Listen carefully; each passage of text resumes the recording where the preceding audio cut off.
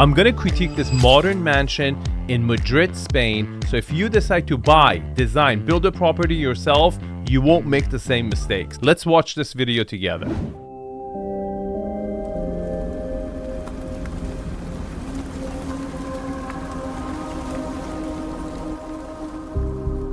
That's the Spanish 𝗕𝗕. Yeah, their 𝗕𝗕s in Spain look different than our 𝗕𝗕s in America. Her name is Victoria. She does mansion tours in Spain. So today we are going to check the most expensive house for sale in Madrid. The key word here was for sale. I happen to actually live in Madrid, and I can tell you this is not most expensive home in Madrid. It's the most expensive home for sale in Madrid.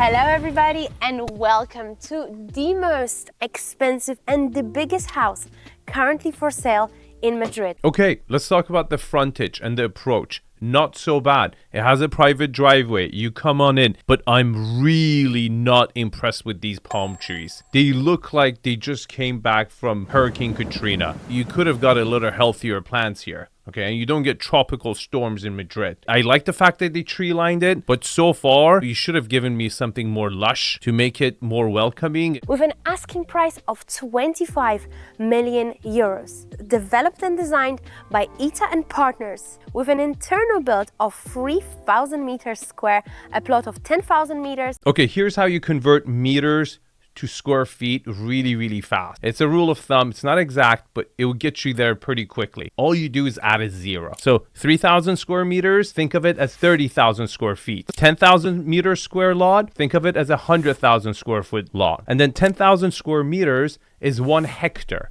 Okay, there are about 2.5 acres in each hectare. You can also think of it in those terms. Let me tell you something. Villa Serenity, it is impossible to recreate. Really? Give me the architectural plans. I will recreate it for you. The materials of the house are not only a European standard, but world standards. Yeah, they're not from the moon. You can still buy them and recreate it. You know, like I hate when people say things can be recreated. They absolutely could be recreated. Like for example, the kitchen behind me.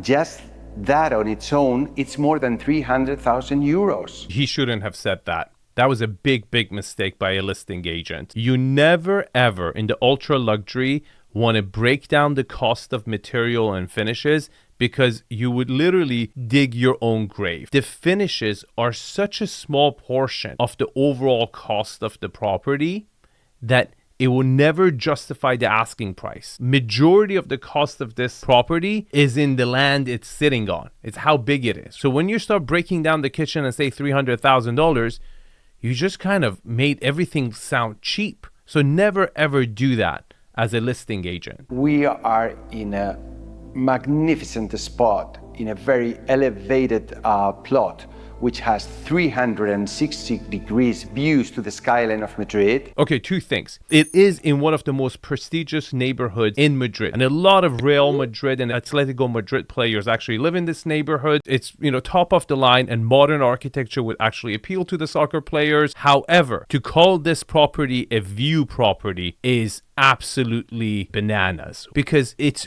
not sitting at top of a hill where you're looking down on the view. The view becomes more valuable when you're on top of a hill and you see the skyscrapers and the landscape around it, right? It needs to have a frame. But if the sky is the frame, it's not the same value of a view. The scale of the home is insane. I mean, the entrance itself, definitely a home like we've never ever seen before. Okay, let's talk about the architectural style. You have a lot of cantilevers, but also kind of like a cubism elements where there's a lot of square shapes connected. I find it overall cold. I think architecturally it's interesting how they've kind of partitioned the spaces as we go inside, but there's no warmth to the architecture from the exterior standpoint. I think they could have, clad it with different type of material. They could have put natural wood to it to make it more interesting. As far as the overall layout, it looks like it's made to utilize the lot pretty well and give a lot of natural light, which I like. And let's just step into the world of space and luxury where it all begins. You've got 7-meter height ceilings. Okay, it's a grand foyer. I don't see any art. I don't see any furniture. It seems a little cold, but as far as scale and volume, I'm digging it. Sometimes it's okay to hold the wow factor if you want to create that internal anticipation. But again, I'm not feeling the warmth whatsoever. And now your kitchen area. Italian designer, which has been custom made.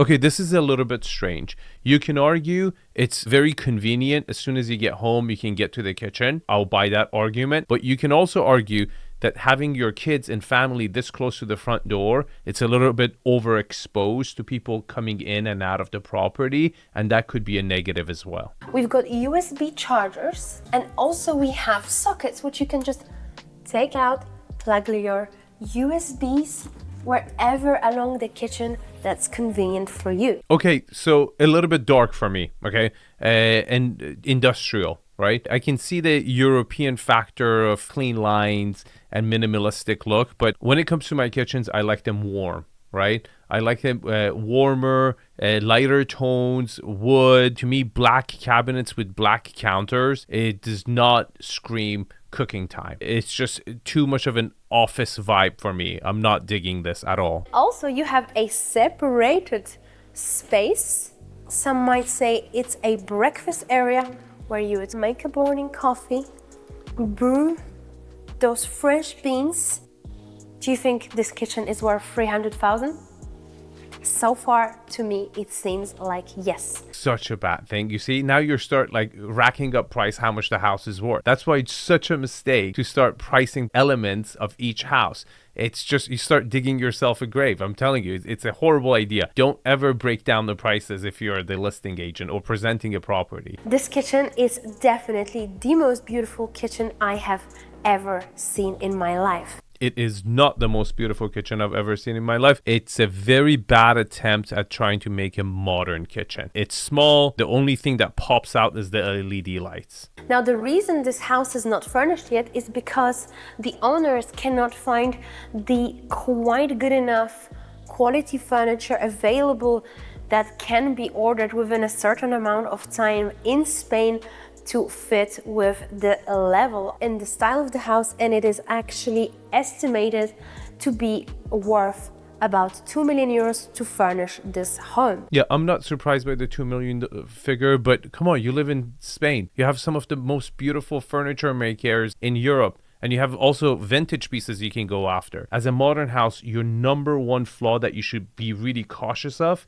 you could get really cold. So you're looking for warmer material to bring that warmth to the property, and that's what they should have done. When you buy this home, you probably want to import your furniture and have it all custom made to not ruin the beauty of the space. Okay, remember this door and remember the wall right behind her. We're gonna come back to this. The second kitchen just behind your main kitchen, beautiful for me. Still have Gaggenau appliances. It's funny, I like the, chef's kitchen better. Still too cold, but at least it's warmer than the show kitchen. So the secondary kitchen is connected by 3 doors. You can either enter from the main entrance from your dining area, or else you can take it one more side, which will lead you into the landing where we've entered into the home. You remember that? So that's the front door. So when you have that wow factor, you enter to this great foyer, and let's look at what you face. Follow me through this way. We've got a lot of walking, 3,000 meters square. Can you spot the flaw? I give you guys 3 seconds. 3, 2, 1. The swimming pool is not centered to your wow factor. And your wow factor, generally speaking, sucks for how incredible of an anticipation you created it. You had an amazing gate. You had a long private driveway, huge motor court. You had a 5-meter pivot door walking in. You had a huge foyer. You're just keeping this anticipation, and you got to release it somewhere, and you never released it. And the problem is this very narrow walkway. To the right of where she's standing, on the other side, is that wall that she was standing before she entered the chef's kitchen. And it's just completely butched. I would have redesigned this completely in a different way to make sure when you walk in, you at least end up center to the view elements. But to fix this, at least, you have to take this wall to the right out and create a partial opening better than this. Because the problem is, even if you go all the way at the end of the corridor, beside the fact that you're not centered to the swimming pool, you can't even go anywhere. You have to either go right or left. You have to make a choice, which is not a great thing at all. I think they really, really butched the wow factor in this property. Okay, a service room, which is... Wait a minute, there's a leak. There's a water leak. This is where you don't want a water leak. The engineering room. Oh my God. Let's see what happens on this side. Some extra storage space. You know, this is what the architect would have said. Then what would I do with the closet space? It's so funny because I feel like one of the down flaws with European architects is that they get really tied up with the functionality. They're kind of grown into having limited space to work with, which is a disadvantage, but that's the nature of houses in Europe. They're just footprint-wise, they're smaller. So they're always trying to save space and they're trying to be clever, which I love that about them, right? But when they get released into a big tank, they're still thinking small. Like, you've had plenty of different places where you could have put an amazing closet for the guests to come in, but you took out the wow factor here. I mean, this was your only chance if you didn't want to rearrange the other rooms, right? And now if you come through here, we can see the entrance to the dining area. See, that's the room we were in. Okay. If you don't really know the house, you can get a little bit lost. That's not a good sign, Victoria. You shouldn't be, especially on a modern house, you shouldn't be getting lost. Now a powder bathroom with 2 separated toilets, 2 vanity setups, and connected into your main living spaces. Hi, Gonzalo. Whoa, where did this guy show up? He kind of scared me. So then you have 2 living spaces right next to each other. See, I'm not following here. I would have assumed maybe one of them should be dining. The smaller, more narrower one where they're standing right now should be a really long dining table. And then you would have the formal living space on the other side. And the other room should have been the family dining, right? And family living. That's how I would have divided it. We have here 3.5 meters. Okay. All surrounded by glass from Floor to ceiling. Floor totally. to ceiling. Absolutely. So you can feel the nature and you find... Do you see how the swimming pool on an aerial view was centered to the walkway, and they somehow somewhere really lost the plot to bring that in center as you walk in? And it's actually the swimming pool, which is such a centerpiece to the lot, also doesn't really connect with the house whatsoever. From none of the living spaces, I felt that connection with the swimming pool. It was like something that is farther out and it's not really engaging with the property, which is a negative. Flying, cantilevering swimming pool with just rises above the garden, waterfalls around the edge. Do you see what I'm saying? The swimming pool is dope. Great swimming pool. The way it sticks out, it's like a big architectural element. Because they didn't center it, it didn't ever become significant from the interior spaces. And for now, one more time, let's just talk about the garden where we have these carved pathways, the waterfall, the little lake, the gazebo.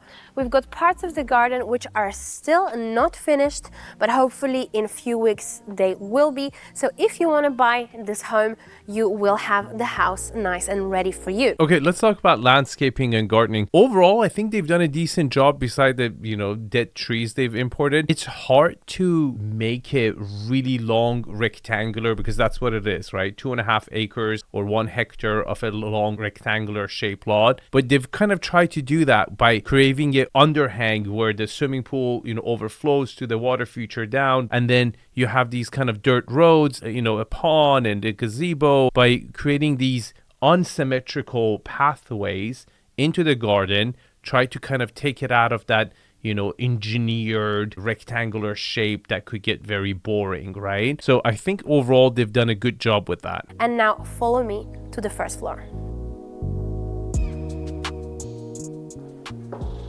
You can either use the lift or the staircase to reach all the levels of the home. And the staircase is not your typical one. In fact, it's quite wide, so you have that sense of space, not only in your main areas, but also walking up the staircase. I mean, Okay, the width is not super wide actually. I would say it's slightly above average, but it's not those like where two people comfortably can walk shoulder by shoulder next to each other. first of all, let's step into the master bedroom of 180 meters square, which has its own landing covered with dark oak wood, molded ceilings of black color, and the most impressive walk-in wardrobe. Okay, beautiful closet minus the carpet. It's just so wide and so big. I'm hesitant to say it even needs an island in the middle, but perhaps maybe beautiful furniture with some built-ins to just make the person comfortable, and a seating arrangement for both sides to open up. It just looks really empty. The way they're presenting it, but as far as the material and lighting, it looks very, very good. I mean, you've got a red carpet. Can't go wrong with a red carpet and a walk-in wardrobe of this size. You can go wrong with a red carpet, just don't do it. We're not at a movie theater here. And now this ensuite bathroom with everything larger than usual. We've got 2 walk-in showers where you can fit a lot of people. In general, very spacious and clean open space with your walk-in showers, freestanding bathtubs. Okay, as far as the bathrooms go, you know, great spacing, very generous with size, the vanities, the bathtubs, the showers, but it really lacked that touch with nature. On an architectural modern home, you really want to have that natural plants or natural stones, or maybe a skylight coming in where you get the natural light that gives you that feeling of, you know, you're taking an outdoor shower. Would have done magic over here, you know, would have really grounded the property or the bathroom. Now the main bedroom area where you have automated turn-on lights, which is what just happened to us. Okay, overall, great primary suite where you have the bed is very generous. You don't really have a seating arrangement, which is a little bit strange because you would normally want to have a seating lounge in a primary suite of this big, but they weren't just so big on the bathroom that they didn't allocate such a, like a, you know, sofa for the bed area. And now Dima, step in forward with me so we quickly run through the rest of the bedrooms. So here you have the landing, the 7-meter high ceilings, another picture window that connects with the balcony of the bedroom. Okay, so here's your upstairs landing. Again, I don't see enough area for upstairs living, and she mentioned 5 other bedrooms on the other side, and that's a negative. And that actually reminds me of another point. We didn't see a bedroom downstairs, and that's also a negative, because if you have guests that you don't want to come to your living quarters, or older guests, let's say your grandpa, grandma visiting from out of town that don't want to take the stairs, having a designated bedroom on the ground level is really important, and this property did not have that. And the entrance to this wing of the home, which has the bedrooms, is very private. You can close it off with a recessed door or else keep it nice and open as it is. And I mean, Dima, let's just stand straight and show everyone the art of this corridor. Just in general. Do you see what I'm saying? You can't call this a view property. Look how high the trees are in the background. What kind of view are you going to get from this property? Are you talking about a view from a rooftop? Like every house gets a view from a rooftop because you have the sky to look at. And now the first of 3 bedrooms, which are all very similar. They have ensuite bathrooms with picture windows looking into the corridor, and also walk-in wardrobes with a soft carpet. Again, you've got a feature wall already prepared, looking out into the incredible views. Okay, medium-sized rooms. I was expecting a little bit of a bigger bedroom, but I guess it gets the pass on the bedroom count-wise. They have, 5 or 6 bedrooms on the second floor, which is great for big families. You know, I'm going to give it a check mark. I want to one more time emphasize that it took 4 years to complete the home, from the moment that the project was approved and until today's day, when the house is not yet 100%.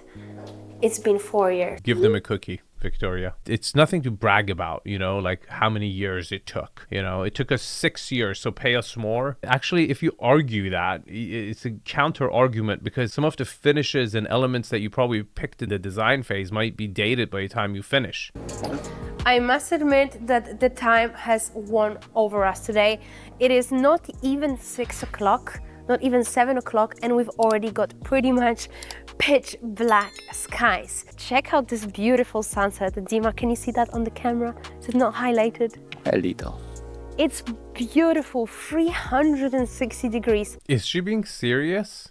Victoria, go to the roof of your house, okay?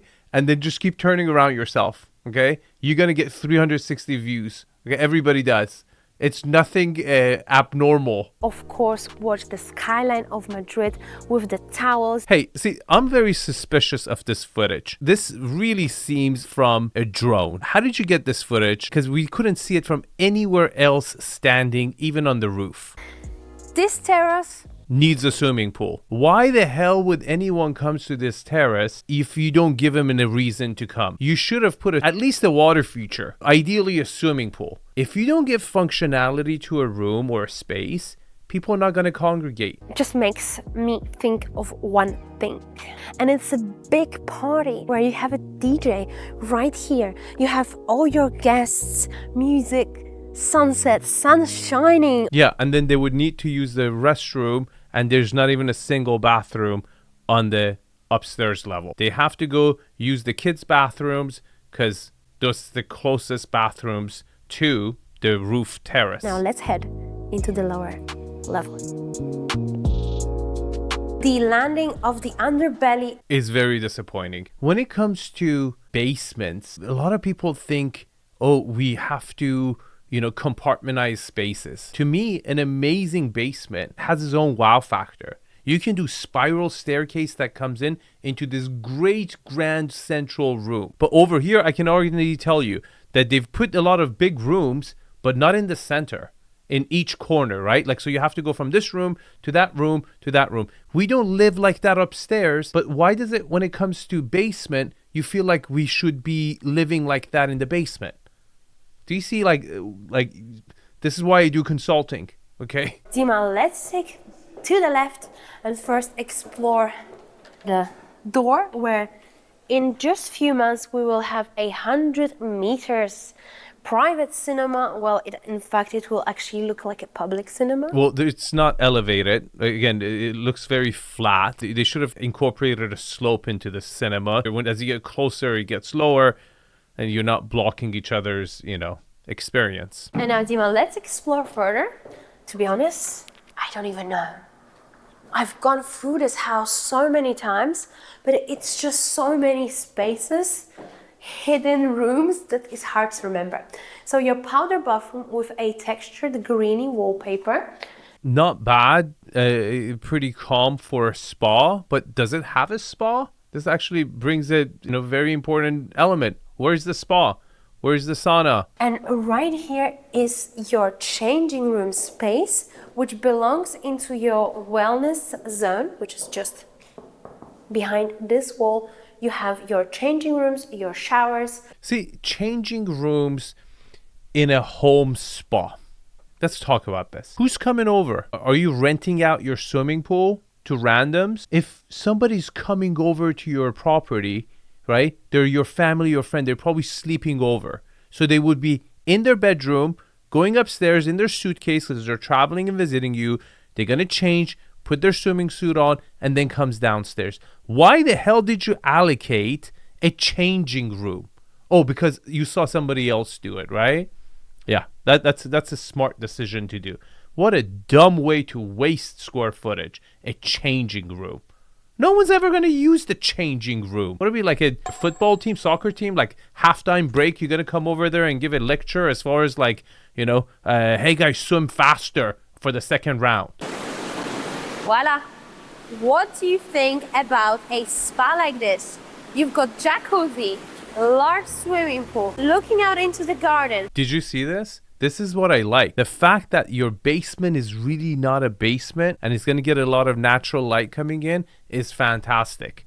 That's a really big positive here. When you're hanging out in the indoor swimming pool area, when you're using the sauna, you're using the steam room, you have that, touch with nature, right? You can maybe even open a window and step outside and, really enjoy the element. When you get cold, you can go back in.